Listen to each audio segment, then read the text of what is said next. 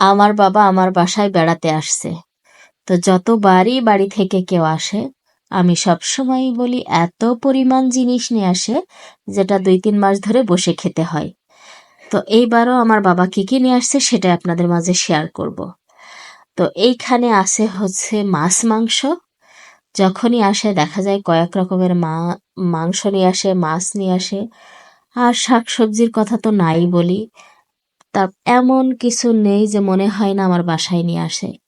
আমার এতটাই ভাগ্য ভালো, আমার বাবা মা পাঠিয়ে দেয়, আমার ২টো বোন আছে তারা আমার জন্য পাঠিয়ে দেয়, আমার খালামণি আমার জন্য পাঠিয়ে দেয়, আমার খালাতো বোন পর্যন্ত আমার জন্য পাঠিয়ে দেয়। এবার আমার মামাও বলে আমার জন্য কি কি পাঠিয়েছে।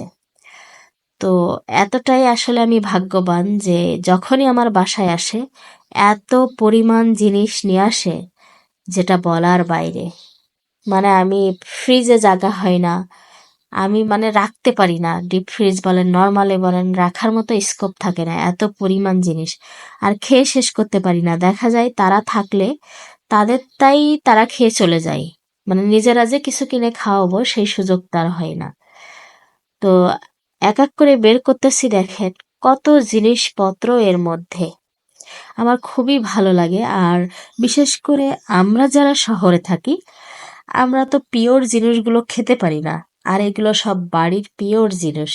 দেখা যাচ্ছে সবগুলো বাড়ির হয় না, হয়তো কিছু জিনিস থাকে যেগুলো কিনে নিয়ে আসা লাগে। যেমন কিছু তরকারি আছে যেটা গ্রামের খুবই ভালো লাগে, সেগুলো কিনে নিয়ে আসে। বাট আর বেশিরভাগ জিনিসগুলো, এই কাঁঠালগুলো দেখতেছেন, এটা আমার বড় আপা, বড় ওই যে বড় কাঁঠালটা পাঠিয়েছে।